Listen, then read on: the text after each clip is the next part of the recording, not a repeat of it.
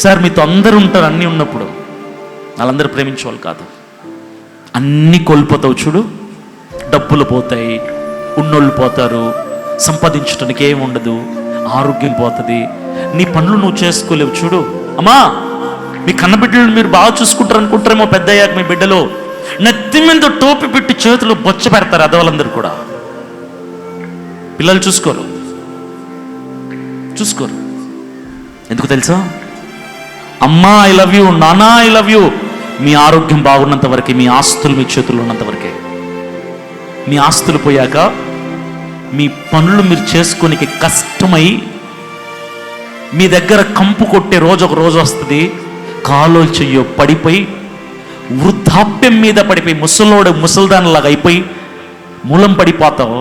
తినాలన్నా ఒకటి పెట్టాలి, లేవాలన్నా ఒకడు రావచ్చి లేపాలి, స్నానం చేసుకోవాలన్నా ఒకటి వచ్చి చేయించాలి. ఆస్తికి వెళ్ళిపోతారు మీరు, నేనంతా. ఒకవేళ బతికుంటే ఆ వయసు వరకు, ఒకవేళ పోతే పర్ల మధ్యలో దేవునికి స్తోత్రం. అక్కడ వరకు బతుకున్నాం అనుకో, అప్పుడు తెలుస్తుంది మీ బిడ్డల ప్రేమలో. నీకు ఒక మంచం కేటాయించి, నీకు ఒక కంచం కేటాయించి కుక్కకు పడేసినట్టు పడేస్తారు అంత భోజనం. కుక్కకు వేస్తారే, అప్పుడు వదిలేస్తారు నిన్ను. అందరు ఎవరు ఉండరు నీతో, ఎవ్వరు ఉండరు నీతో. ఏ బిడ్డల కోసం బతికావు, ఏ బిడ్డల కోసం ఆస్తులు సంపాదించావు, ఏ బిడ్డల కోసం దేవుణ్ణి కూడా నిర్లక్ష్యం చేసావు, ఆ బిడ్డ నీకు ఉండడు పట్టించుకోవడానికి. ఆ రోజు అన్నం పెట్టడానికి, అంత ముద్ద పెట్టడానికి ఉండడు. ఎందుకో తెలుసా? వాసన నీ దగ్గర, కంపు నీ దగ్గర, బట్టలు మార్చడానికి నీ దగ్గరికి రావటానికి అసహ్యం.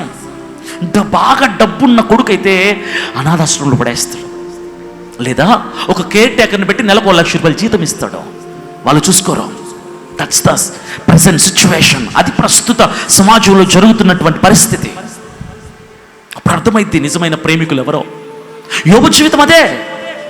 అరే, ఒక్కగానొక్క భార్య, ఆవిడ కూడా వదిలేసింది కాక ఉచిత సలహాలు ఇస్తుంది. ఏమన్నా దగ్గరికి వచ్చి, అయ్యా నా భర్త యోబు, నీ దేవుణ్ణి ఇంకా పట్టుకుని వేలాడుతున్నావా? సిగ్గులేదు నీకు? ఏం చేశాడు నీ దేవుడు? బిడ్డల్ని తీసుకున్నాడు, ఆస్తుల్ని తీసాడు, అనారోగ్యం ఇచ్చాడు. ఏం చేశాడయ్యా నీ దేవుడు? ఇంకా దేవుని దగ్గర వేలాడుతున్నావు, సిగ్గులేదు నీకు? దేవుణ్ణి తిట్టి మనసారా దేవుణ్ణి దూషించి చచ్చిపో. ఎందుకు ఆ బతుకుతున్నావు? కట్టుకున్న దాన్ని నేను కూడా వదిలేసి వెళ్ళిపోతున్నా. నీ బతుకు రోడ్డు పాలైపోయింది. బిచ్చగాడివి నువ్వు, తెలుసా? బిచ్చగాడివే. ఆత్మహత్య తీసుకొని చచ్చిపో. ఆ దేవుడు ఒకడున్నాడే, ఆ దేవుణ్ణి మనసారా తిట్టేసి తృప్తిగా చచ్చిపో. ఎందుకంటే నిన్ను పలకరించి దిక్కుండదు ఈ రోజు నుంచి. వదిలేసి వెళ్ళిపోయింది. దట్స్ లా. అన్ని ఉన్నప్పుడు తెలియదు ప్రేమ. అన్ని ఉన్నప్పుడు అందరూ చెప్తారు సార్ ఐ లవ్ యూ, లేనప్పుడు చెప్పేవాడు గొప్ప. అంటే యోబు అన్నాడు తెలుసా? మూర్ఖురాలా, ఏ దేవుడు పట్టు చీరలు ఇచ్చినప్పుడు వావ్ దేవుడు ఎంత గొప్పోడో, ఎంత మంచి పట్టు చీర ఇచ్చాడు పండక్కి, వావ్ దేవుడు ఆస్తి ఇచ్చాడు, ఇల్లు ఇచ్చాడు, కారు ఇచ్చాడు, మేడలు ఇచ్చాడు, 10 మంది బిడ్డలు ఇచ్చాడు. చప్పట్లు కొట్టావే, స్తోత్రాలు చెప్పావే, పాటలు పాడావే. అదే దేవుడే, మారలా దేవుడు. అప్పుడు అన్ని ఇచ్చాడు, ఇప్పుడు అన్ని తీశాడు. దేవుడు మారలా. He did not change. The same God. What he has given, he has taken it off. ఇచ్చాడు, తీసుకున్నాడు. అరే దేవుడు మారలే భయ్, దేవుడు మారలా. దేవుడు అలాగే ఉన్నాడు, అదే ప్రేమే. ముందు ఇచ్చాడు, ఇప్పుడు తీశాడు. మీకు అర్థం కాని విషయం ఏంటో తెలుసా? మీ బతుకుల్లో కష్టాలు వస్తున్నట్టు అర్థం ఏంటో తెలుసా? నా కూతురు ఇంతకుముందు వస్తువులు కాలిపోతున్నాయంటే దాని అర్థం ఏంటో తెలుసా? నాన్న కూతుర్ని నమ్మాడని. యోబుకి కష్టాలు వచ్చాయంటే అర్థం ఏంటో తెలుసా? దేవుడు యోబుని నమ్మాడని, గెలిపిస్తాడని నమ్మాడని.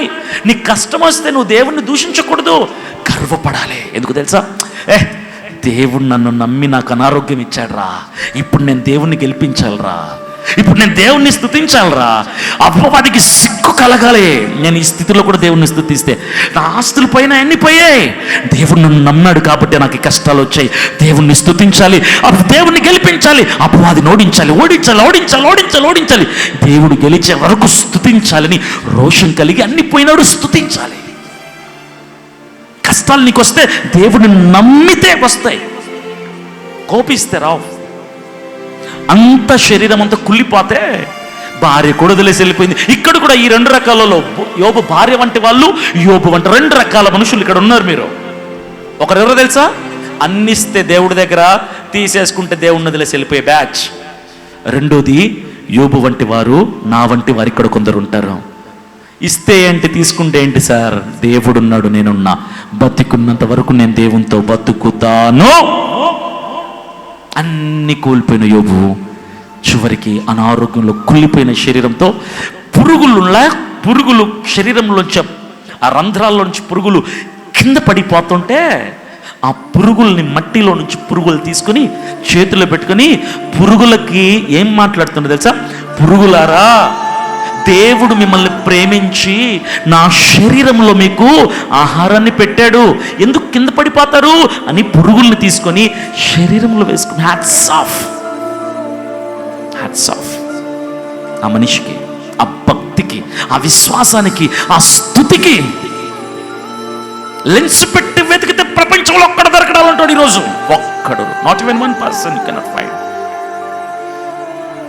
అప్పుడు యోబు అంటున్నాడు, నా దేవునికి స్తుతి కలుగునుగాక. ఎప్పుడు కుళ్ళిపోయి, చెడిపోయి, భార్య వదిలేసి వెళ్ళిపోయి, అన్ని కోల్పోయి, అసలు ఎవడికి పనికిరాడినాక రేపో మాపో చచ్చిపోతాడని తెలిసినప్పుడు కూడా స్తోత్రం చెప్పే గుండె ధైర్యం ఉందే, అది దేవుడు కోరుకుంటుంది క్రైస్తవం నుంచి.